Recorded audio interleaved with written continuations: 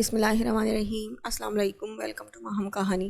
Please novel کو like کر دیجئے، اگر آپ نیو ہے تو سبسکرائب ضرور کر دیجئے۔ چلتے ہیں ناول کی طرف۔ پھر جب وجدان عربی کو ڈھونڈنے نکلا تو اشال کو یہ موقع بالکل صحیح لگا تھا۔ وجدان خان کے ذریعے وہ بہت آسانی سے عربی تک پہنچ سکتی تھی، اسی وجہ سے اشال نے سعد کو وجدان کے ساتھ جانے پر مجبور کیا۔ جب وہ لوگ سپی کے قبرستان میں گئے تو دو آدمیوں نے اشال کو پکڑنے کی کوشش کی۔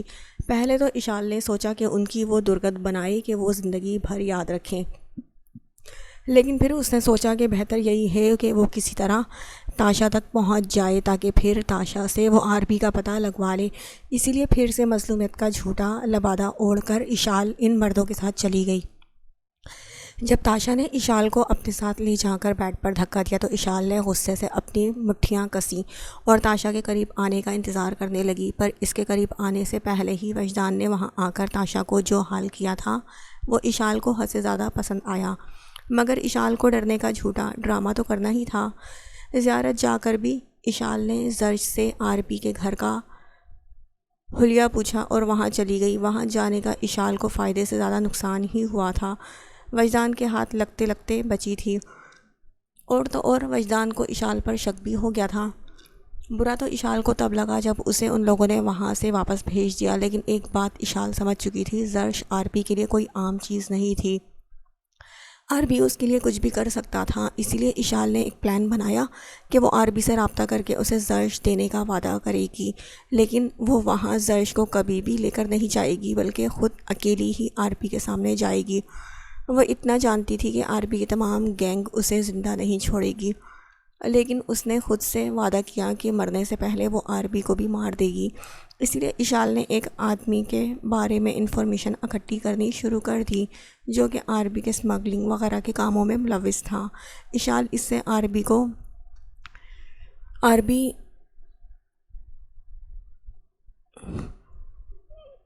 پابند کرنے لگی تھی، عربی تو نہیں لیکن اسے عربی کے سب سے خاص آدمی فیس کے بارے میں پتہ چل گیا، اور اشال کے لیے یہی کافی تھا۔ اشال باہر آئی تو اس کا سامنا پھر سے وجدان خان سے ہوا۔ اشال اس کو چکمہ دے کر بھاگنے لگی تھی، لیکن پھر وجدان کے الفاظ نے اس کے پیر زمین پر گاڑ لیے۔ بھاگ جانا، لیکن پہلے مجھے میری پہچان استعمال کرنے کی وجہ تو بتا کر جاؤ۔ وجدان کی پہچان؟ اشال نے حیرت سے وجدان کی طرف دیکھا۔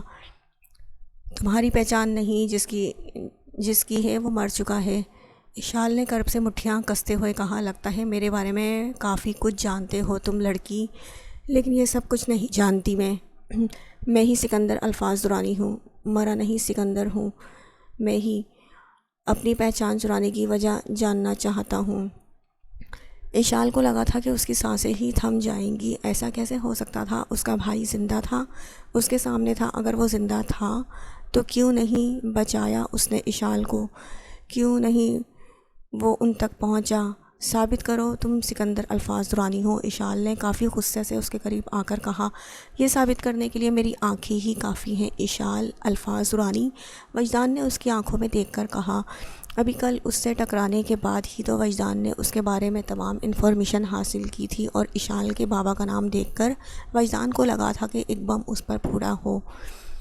اشال اس کی اپنی بہن تھی؟ نہیں، آپ میرے بھائی نہیں ہیں، آپ سکندر نہیں ہیں۔ آپ میرے بھائی ہوتے تو کیوں نہیں بچایا آپ نے ہمیں؟ کہاں تھے آپ جب اس نے مجھے مارا؟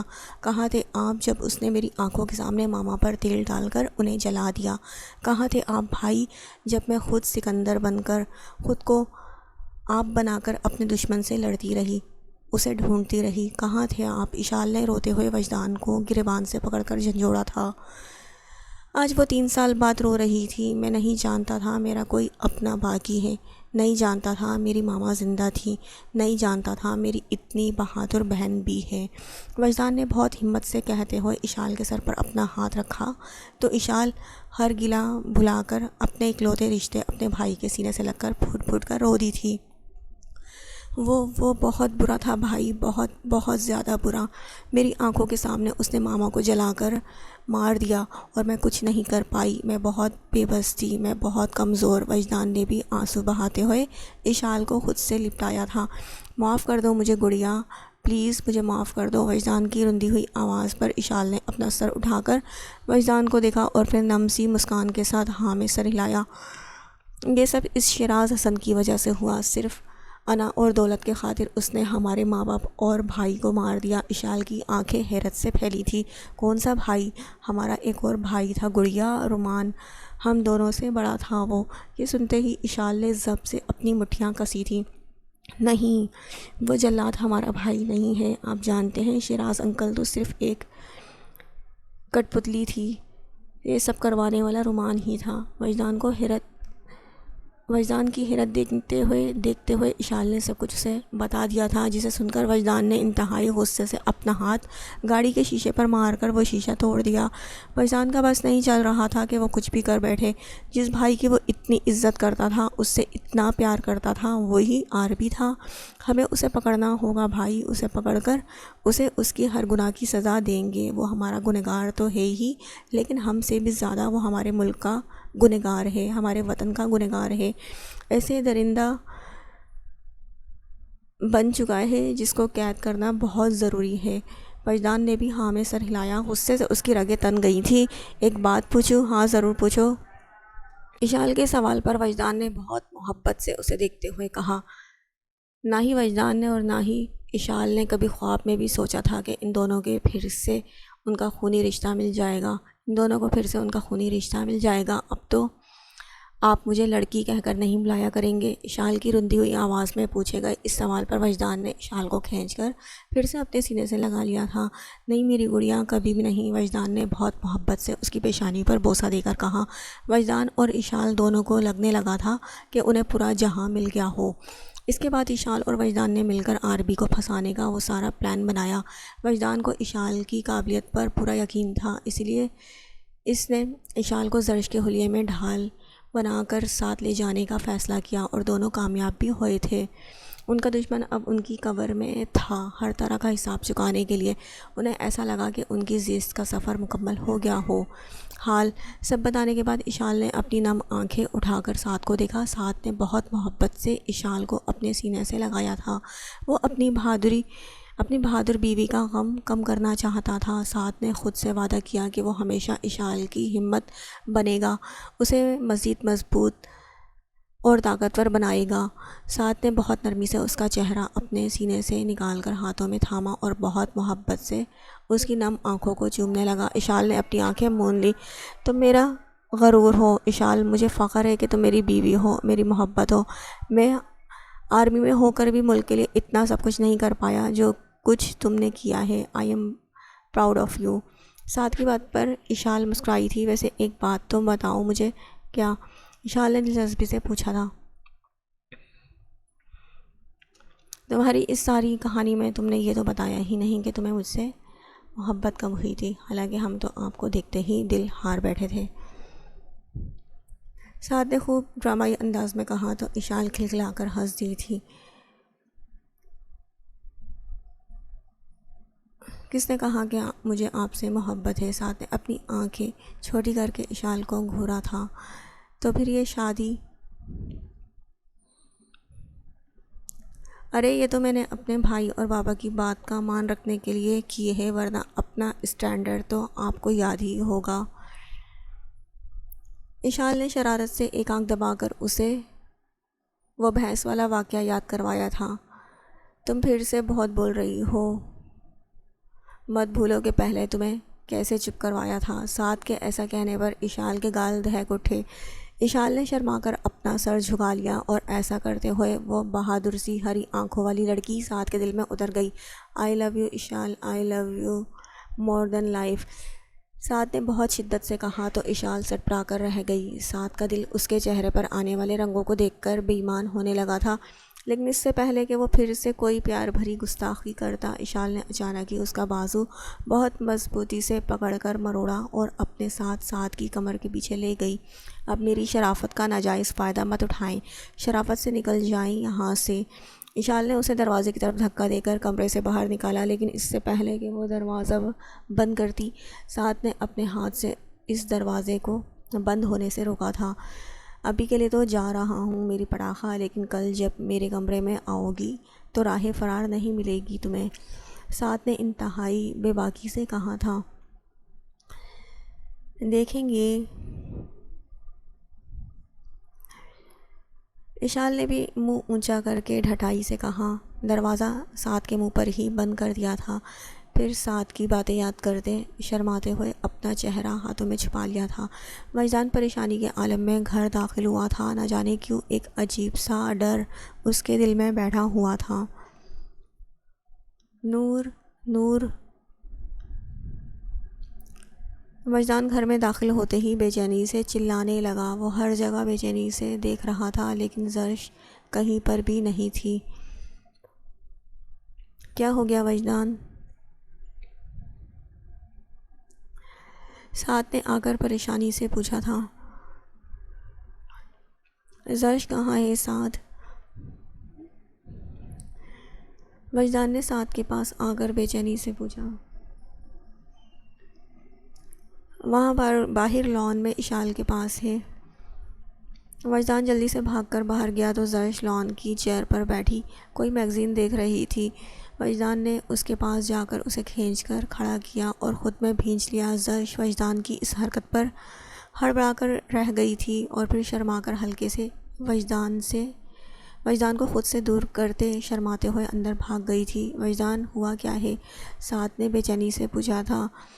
عربی فرار ہو گیا ہے سعد، وہ غائب ہے وہاں سے۔ وجدان کی بات پر سعد بھی کافی پریشان ہو گیا تھا۔ لیکن وہ کیسے بھاگ سکتا ہے؟ ہم نے اتنا سخت پہرا رکھا ہوا تھا۔ اس سے پہلے کہ وجدان سعد کو کوئی جواب دیتا، وجدان کی نظر اشال پر پڑی، جو وہاں انتہائی بے فکری سے بیٹھی موبائل استعمال کر رہی تھی۔ ایک پل لگا تھا وجدان کو سارا معاملہ سمجھنے میں۔ اشال، تم نے فکر مت کریں بھائی، وہ اب کہیں بھی نہیں جا سکتا، لیکن آپ کو یہ ضرور بتانا چاہوں گی کہ آپ کا پہرا اتنا بھی سخت نہیں تھا۔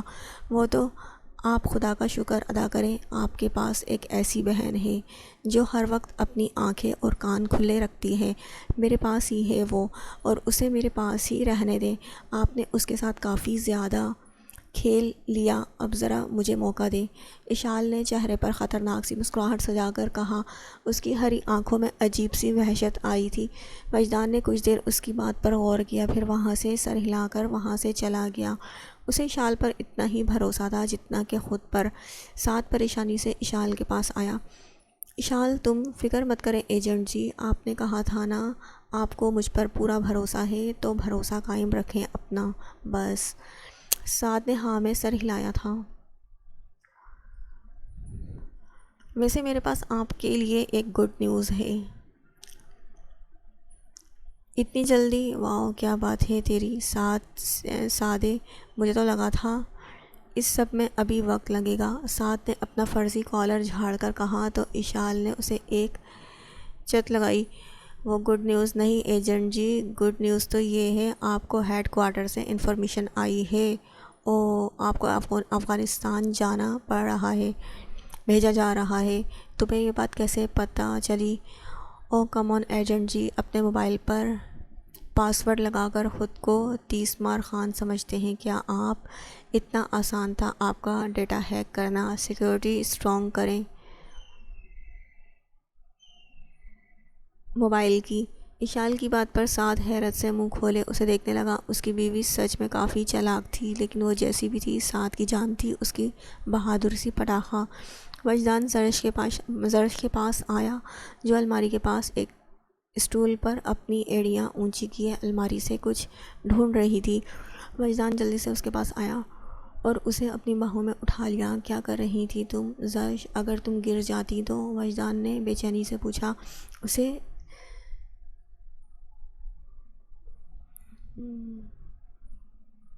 اسے زرش وہ تبھی بلاتا تھا جب وہ زرش سے خفا ہوتا تھا، پھر زرش بھی بہت پیار سے اس کا گال چوم کر اسے منا لیتی، لیکن ابھی تو زرش خود بھی اس سے ناراض تھی، اسی لیے اس کی باہوں میں سٹ پڑانے لگی۔ آپ بہت بے حیا ہیں، بالکل اچھے نہیں ہیں آپ، شرم نہیں آئی اس طرح سے سعد بھائی اور اشال کے سامنے مجھے گلے لگاتے ہوئے؟ زرش نے خفگی سے منہ پھلا کر کہا، اور ایسا کر کے وہ حد سے زیادہ کیوٹ لگنے لگی تھی۔ وجدان اسے اٹھا کر بیڈ کے پاس گیا اور اپنی گود میں اسے لے کر وہاں بیٹھ گیا۔ زرش اس کی پکڑ سے نکلنے کے لیے مچل رہی تھی۔ نہیں یار، اب بھلا پیار کرنے میں کیسی شرم؟ تم گلے لگانے کی بات کر رہی ہو؟ جب سب کے سامنے تم ایسی کیوٹ سی باتیں کرتی ہو نا، تو میرا دل کرتا ہے کہ وہیں سب کے سامنے تمہارے ہونٹ ہو۔ زرش نے فوراً اپنا ہاتھ وجدان کے منہ پر رکھ دیا اور خفگی سے اسے گھورنے لگی۔ سچ میں بہت زیادہ بے شرم ہیں آپ۔ زرش کے دہکتے گال دیکھ کر وجدان قہقہہ لگا کر ہنسنے لگا۔ ابھی تو تمہاری معصومیت کی وجہ سے میں لمٹ میں رکھتا ہوں خود کو جان، ورنہ میرے ارادے جان لو تو سامنے بھی نہ آؤ میرے۔ وجدان نے بہت شدت سے کہتے ہوئے زرش کا ماتھا چوما۔ زرش خود میں ہی سمٹ کر رہ گئی تھی۔ وجدان! زرش نے بہت محبت سے وجدان کو پکارا اور اپنا سر اس کے سینے پر رکھ دیا۔ ہاں نور خان، میں آپ کو بہت چاہتی ہوں وجدان۔ جب سے آپ نے مجھے اس اندھیرے سے نکالا تھا، تب سے آپ کو پتہ ہے میرا سارا ڈر، سارا خوف آپ کو یاد کر کے ختم ہو جاتا تھا۔ میرا نام نور ضرور ہے وجدان، لیکن وہ آپ ہیں جنہوں نے مجھے اندھیرے سے نکال کر روشنی والی زندگی دی۔ آپ کا احسان کیسے بھلاؤں گی؟ وجدان، جو اس کی محبت کا اظہار بہت توجہ سے سن رہا تھا، اس کی آخری بات پر ہٹک کر رہ گیا۔ اچانک ہی وجدان نے اس کا سر بالوں سے پکڑ کر اوپر کیا اور انتہائی جنونیت سے اس کے نازک لبوں کو اپنی دسترس میں لے لیا۔ زرش اس کی اس قدر جنونیت پر گھبرا کر خود میں سمٹنے لگی۔ وجدان کے لمس میں ایسی وحشت تھی جس کی زرش عادی نہیں تھی۔ یہ تو صرف چھوٹی سی سزا تھی نور خان، میری محبت کو احسان کہہ کر اس کی توہین کرنے کی۔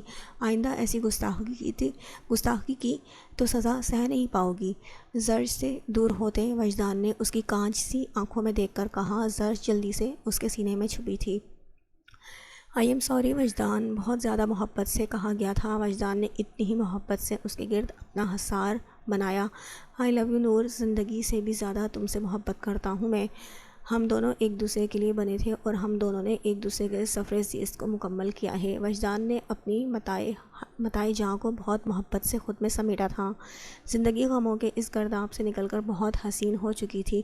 عربی کو کچھ زیادہ یاد نہیں تھا، وہ خود نہیں جانتا تھا اسے کتنا عرصہ ہو گیا تھا سکندر سے اذیتیں سہتے۔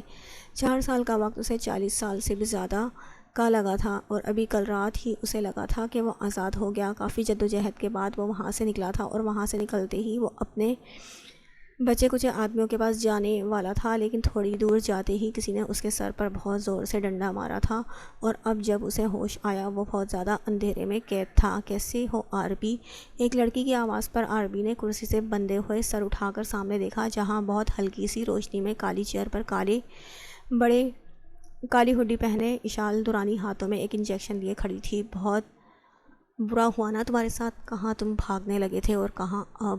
اشال جل کر اس کے پاس آئی اور اسے بالوں سے پکڑ کر اس کا سر اونچا کیا۔ اپنے لالچ اور خواہشوں میں تو یہ بھی بھول گیا تھا کہ ایک انسان شیطان نہیں، لیکن تجھے تو شوق تھا نا شیطان بننے کا، تو اب بھگت۔ اشال نے ایک زوردار مکہ اس کے منہ پر مارا، جس سے عربی کی ناک پھوٹ گئی اور خون بہنے لگا۔ ویسے تیرے گناہ دیکھے جائیں نا تو ان گنت ہیں، لیکن شروعات ڈرگ سے کرتے ہیں۔ پاکستان میں ڈرگ مافیا تو نے اپنے قبضے میں لیا ہوا تھا نا؟ اشال اس کے گرد چکر لگاتے ہوئے کہنے لگی، اور اشال کی ہر حرکت کو عربی کو ڈرا رہی تھی۔ اتنا تو وہ سمجھ چکا تھا، اشال کے عورت ہونے کا یہ مطلب نہیں تھا کہ وہ رحم کھائے گی۔ وہ اپنے بھائی سے زیادہ صفاک ہے۔ جانتا ہے کیسا لگتا ہے جب کوئی اپنے ڈپریشن یا بچپنے میں ڈرگز کا عادی ہو جاتا ہے؟ اشال نے اس کا بازو سیدھا کیا اور ہاتھ میں پکڑا انجیکشن عربی کی نس میں لگا دیا۔ اس کا اندازہ تجھے تب ہوگا جب تو بھی اس زہر کا عادی ہو جائے گا، اور میں تجھے یہ زہر نہیں دوں گی۔ ہاں تڑپے گا تو بھی ان نوجوانوں کی طرح جنہیں تجھے دولت کے بھوک کی وجہ سے یہ لت لگ گئی۔ عربی کی حواس پر اس انجیکشن کا نشہ طاری ہونے لگا تو اشال نے اسے کھول کر زمین پر پٹکا اور اپنا پیر بہت زور سے اس کے پیر پر رکھ کر اس کے پیر کو مروڑنے لگی۔ بہت شوق ہے نا تجھے لوگوں کو جلانے کا، آج میں تجھے بتاتی ہوں جلتے ہوئے کیسا محسوس ہوتا ہے۔ اشال نے پاس پڑی پیٹرول کی بوتل اٹھا کر وہ پیٹرول اس کے گھٹنے سے لے کر پیر تک ڈالا اور مسکراتے ہوئے ماچس جلا کر اس کے پیر پر پھینک دی۔ آر پی کی دردناک چیخیں در و دیوار سے ٹکرائیں، لیکن اس کا جسم اس نشے کے زیر اثر تڑپنے کے سوا کچھ نہیں کر پایا۔ جب آر پی بے سدھ ہو گیا اور ٹانگ کافی بری طرح سے جل گئی تو زرش اس پر پانی پھینکا اور اسے واپس اٹھا کر کرسی پر باندھ کر وحشت سے اسے دیکھنے لگی۔ ابھی اس نے ہوش میں آ کر ساری تکلیفیں سہنی تھی، پھر اشال نے سوچا کہ وہ اس کی ڈریسنگ کرے گی اتنی آسانی سے تو وہ اسے مرنے نہیں دے گی۔ اسے اس دنیا میں ہی بہت سے حساب چکانے تھے۔ 2 سال بعد زرش اور وجدان اپنی معصوم اور انتہائی پیاری سی 1 سالہ ہانیہ اور وانیہ کے ساتھ ساتھ کے گھر آئے تھے، جو کہ نہ صرف وجدان کی بلکہ ہر کسی کی جان تھی۔ اور اب کچھ عرصے پہلے اشال کے ہاں بھی ایک بیٹا پیدا ہوا تھا، لیکن شایان کے مطابق تو اس کی جانا کا ابھی تک بچپنا ہی ختم نہیں ہوا تھا۔ سلمان صاحب نے تو صاف الفاظ میں کہہ دیا تھا کہ جتنی شایان جانا کے نخرے اٹھاتا ہے نا، یہ بچپنا بھی ختم نہیں ہوگا۔ اشال تو ہانی وانی کو دیکھتے اپنے معراج کو بھی بھول گئی تھی، جبکہ زرش تو بس اس چھوٹے سے بچے پر فدا ہوتی جا رہی تھی۔ لگتا ہے ہمیں بھی مزید سوچنا پڑے گا، ہماری بیگم کا دل آ گیا ہے اس چھوٹے سے بچے پر۔ وجدان نے زرش کے کان میں سرگوشی کی تو زرش نے خفگی سے منہ پھلا کر وجدان کے پیٹ پر اپنی کونی ماری تھی۔ ویسے وجدان دیکھے نا معراج کتنا پیارا ہے، زرش نے بہت نرمی سے اس کے چھوٹے سے گال کو چوم کر کہا۔ اسی لیے تو کہہ رہا ہوں نور خان کہ ہمارا بھی معراج جیسا پیارا سا بیٹا ہونا چاہیے نا وجدان، زرش نے منہ بنا کر دہکتے چہرے کے ساتھ کہا تو وجدان کہا لگا کر ہنس دیا۔ تبھی عثمان اور ہمنا بھی وہاں آئے تھے اور ان کے ساتھ 5 سالہ سالار بھی موجود تھا، جس کا اس چھوٹی سی عمر میں بھی نخرہ اور غرور اپنے باپ پر ہی گیا تھا۔ دیکھو نا سب آ گئے ہیں میرے بیٹے کو دیکھنے کے لیے، نہیں آئے تو ہمارے صاحبزادے شایان صاحب نہیں آئے، ساتھ نے منہ بسور کر کہا۔ اس کی اور شایان کی دوستی ابھی بھی مثالی ہی تھی۔ کپتان پہلے دیکھا کرو پھر بات کیا کرو۔ شایان اور جانا مسکراتے ہوئے اندر آئے۔ جانا تو بھاگ کر زرش کے پاس آئی تھی اور چہکتے ہوئے اس سبز آنکھوں والے معراج کو اٹھا لیا۔ اوف اشال بہت زیادہ پیارا ہے یہ، جانا کی چہکتی ہوئی آواز پر سب مسکرائے تھے۔ دوسروں کے بچوں کی ہی گال کھینچتی رہو گی کیا جانا؟ میڈم اب ذرا اپنا گال کھینچنے والا بچہ بھی لے کر آؤ نا اس دنیا میں، تاکہ ہم بھی اس کے گال کھینچ سکیں۔ اشال کی بات پر جانا کے گال دہک کر مزید خوبصورت بن گئے۔ میں تو کہتی ہوں شایان جی کو وہ کہہ دیتے ہیں پہلے خود تو بڑی ہو جاؤ نا۔ اب مجھے یہ سمجھ نہیں آتا اور کتنی بڑی کرنا چاہتے ہیں وہ، مجھے چھت سے لگ جاؤں کیا؟ جانا کی اس بات پر سب کا کہا بلند ہوا تھا، جبکہ شایان دروازے میں کھڑا بہت دلچسپی سے جانا کو دیکھ رہا تھا۔ اس نے سوچ لیا تھا اب اپنی پاگل سی بیوی پر ذمہ داری ڈالے گا تو ہی وہ بڑی ہوگی، ورنہ سچ میں اس کے لاڈ اٹھا کر شایان اس میں مزید بچپنے کا باعث بنے گا۔ اب شایان نے بھی سوچ لیا تھا اسے کیا کرنا ہے۔ عربی کو مزید 2 سال ہو چکے تھے اس قید میں اذیت سہتے یہ 2 سال اس کے لیے 200 سال کے برابر تھے۔ کئی مرتبہ اس نے سوچا وہ خودکشی کر لے، لیکن یہ تقریباً ناممکن تھا۔ اشال جو اسے نشہ دیتی تھی اس کے زیر اثر وہ ہل بھی نہیں پاتا تھا، اور اس نشے کے بغیر اسے اپنے آپ ہوش ہی نہیں رہتا تھا، بے سدھ ہو کر تڑپتا رہتا تھا۔ اشال دن رات اس کی تکلیفوں میں اضافہ ہی کرتی تھی، اور اب عربی کی بس ہو چکی تھی۔ کافی عرصہ ہو گیا تھا اشال کے وہاں آنے پر ہی وہ گڑبڑا کر اس سے بھیک مانگنے لگتا تھا، لیکن اشال یہ کہہ کر اسے بھیک نہیں دیتی تھی کہ وہ اس قابل ہے۔ عربی بے سدھ سا زمین پر پڑا اپنی ہر حرکت کے بارے میں سوچ رہا تھا۔ ساری زندگی اس نے اپنے نفس کی پوجا کی تھی، اپنی ہر خواہش پوری کرنے کی چاہ میں وہ کب انسان سے شیطان بن گیا اس کا تو اسے علم بھی نہیں ہوا تھا۔ دل میں خیال آتا تھا تو بس اتنا کہ خود پر ہوئی ہر زیادتی کا حساب اسی طرح چکائے، وہ اپنی ہر خواہش پوری کرے، جو اسے پسند آئے وہ اس کا ہو جائے، اور اگر ایسا نہیں ہو پاتا تھا تو وہ اسے شکست دیتا تھا۔ یہی تو اس نے زرش کے ساتھ کیا تھا، اپنی چاہت سمجھ کر اسے چھیننے کی کوشش کی تھی، اسے کسی اور کے قابل نہیں چھوڑا تھا، لیکن ظلم سہنے والی لڑکی آج کہاں تھی اپنی زندگی میں خوش؟ لیکن ظلم کرنے والا اب اپنے مظالم کی انتہا دکھانے کے بعد برباد ہو چکا تھا۔ جو کچھ اشال اس کے ساتھ کر رہی تھی وہ اسی کے گناہوں کی سزا تھی۔ یہی تو قدرت کا حساب تھا اس نفس پرست انسان سے۔ ایسے ہی تو ہوتا ہے، نفس پرست انسان جو کسی کو خاطر میں نہیں لاتا سب کچھ اپنے آپ کو سمجھتا ہے، لیکن جب اس کا وقت آتا ہے تو اس کے کیے گناہ ہی اس کی سب سے بڑی سزا بن جاتے ہیں۔ زمین پر بے سود پڑے عاربی کی نظر کمرے میں پڑی ایک سرنج پر گئی۔ اشال وہاں ایسا کچھ بھی نہیں چھوڑتی تھی جس سے عاربی خود کو تکلیف پہنچا سکے، لیکن اس ایک سرنج پر شاید اس کا دھیان نہیں گیا تھا۔ عاربی رینگتے رینگتے اس سرنج تک گیا اور اسے اپنے ہاتھ میں لے کر اس میں ہوا بھرنے لگا۔ عاربی جانتا تھا جب انسان کی نس میں خالی ہوا بھر دی جائے تو وہ جی نہیں پاتا، اور یہی مقصد عاربی کا تھا، لیکن وہ خالی انجیکشن اپنی نس میں لگانے کے لیے وہ کئی مرتبہ اپنے آپ کو تکلیف پہنچا چکا تھا۔ پھر آخرکار وہ کامیاب ہوا اور انجیکشن کو پھینک کر خاموشی سے دیوار کے ساتھ ٹیک لگا گیا۔ ساری زندگی صرف میں کرنے والا وہ نفس پرست انسان جب حساب چکانے کا وقت آیا تو وہ خود کشی کر گیا۔ کیا صلہ دیا تھا اس نفس پرستی نے اسے؟ دنیا اور آخرت دونوں برباد ہو کر رہ گئی تھی۔ کچھ دیر بعد ہی کھلی آنکھوں اور بند دھڑکنوں کے ساتھ عاربی کا وجود زمین بوس ہو گیا۔ اس اذیت سے اسے چھٹکارا ملا تھا، لیکن آگے اسے کیا اذیت سہنی تھی یہ کوئی نہیں جانتا تھا۔ مزید 3 سال بعد وجدان گھر آیا تو خلاف توقع آج گھر میں بہت خاموشی تھی، جو اسے بالکل بھی اچھی نہیں لگی تھی۔ اس کی تینوں جنگلی بلیوں کے ہوتے ہوئے اتنی خاموشی۔ خیر، دو جنگلی بلیاں تو بالکل زرش کا پرانا عکس تھی، خاموش سی، ڈرپوک سی اور بات بات پر رو دینے والی، جبکہ ہانیہ نئی زرش کی طرح بالکل ایک بلی بن چکی تھی جس کے روز بروز الٹے سیدھے کام کیے بغیر چین نہیں ملتا تھا۔ دونوں بہنیں دیکھنے میں بالکل ایک جیسی تھیں، کانچ سی بھوری بڑی آنکھوں والی گڑیاں، جن میں ایک ایسی بات تھی جو زرش اور وجدان دونوں میں نہیں تھی۔ دونوں کو ہنستے ہوئے گالوں میں گڑے پڑتے تھے جو ان کی خوبصورتی کو 4 چاند لگا دیتے تھے۔ ویسے تو وہ دونوں بالکل ایک جیسی تھیں، لیکن ان کے کام تو بالکل بھی آپس میں نہیں ملتے تھے۔ ایک برف تھی تو ایک آگ۔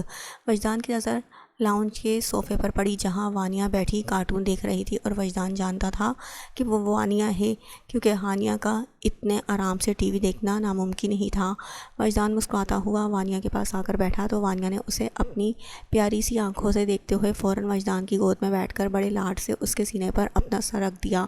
وجدان نے بھی اپنے جگر کے ٹکڑے کو بہت محبت سے ساتھ لگایا۔ ماما اور ہانی کہاں ہیں؟ وجدان کے سوال پر وانیہ نے صرف اپنے کندھے اچکا دیا اور پھر سے کارٹون دیکھنے لگی، لیکن تبھی وجدان کو 2nd فلور سے چہکنے کی آوازیں سنائی دیں تو وانیہ کو اپنی گود میں اٹھا کر وہاں چل دیا۔ سامنے کا منظر دیکھ کر وجدان کی آنکھیں پھٹی کی پھٹی رہ گئیں۔ ہانیہ پوری طرح سے آٹے میں سنی، ہونٹوں پر لال رنگ کی لپسٹک لگائے سفید بھوت لگ رہی تھی، اور زرش تو بس اسے دیکھ کر کہہ لگا رہی تھی۔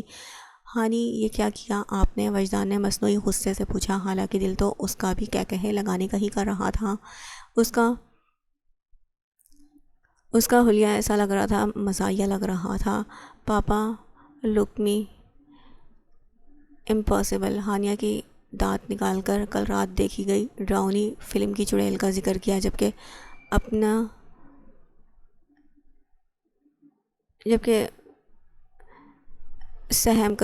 ہانیہ سہم کر اس سے چپک گئی تھی۔ ہانیہ، بہت بری بات ہے، جاؤ اور نہاؤ جا کے، اور تم بچی کو منع کرنے کے بجائے خود بھی ہنس رہی ہو۔ وجدان نے زرش پر غصہ کرنے کی کوشش کی، لیکن لہجے میں بے پناہ محبت تھی۔ وہ چاہ کر بھی کبھی اپنی جانوں پر غصہ نہیں کر پاتا تھا۔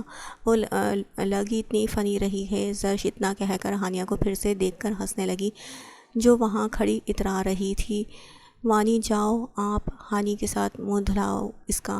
وجدان کے نیچے اتارنے پر وانیہ نے ہانیہ کو گھور کر دیکھا، جیسے تسلی کرنا چاہ رہی ہو یہ اس کی بہن ہے، کوئی سچ مچ کی اناہیل نہیں۔ پھر اپنی تسلی کر کے ہانیہ کا ہاتھ پکڑ کر وہاں سے بھاگ گئی۔ وجدان ابھی بھی چہکتی ہوئی زرش کے پاس آیا اور اسے کھینچ کر اپنی باہوں میں سمیٹا تھا۔ کیا بات ہے نور خان، تم نا آج کل زیادہ ہی شرارتی ہوتی جا رہی ہو۔ کب میں اور ہانیہ ہی اس گھر میں معصوم ہیں؟ زرش کی بات پر وجدان کہا لگا کر ہنس دیا تو زرش بھی کھلکھلا دی۔ میری معصوم سی جنگلی بلی تم جیسی ہو، بس میرا سکون، میرا جہاں ہو۔ کبھی نہیں سوچا تھا اتنا خوش قسمت ہو جاؤں گا اپنی زندگی میں، لیکن تم نے سچ میں مجھے جینا سکھا دیا۔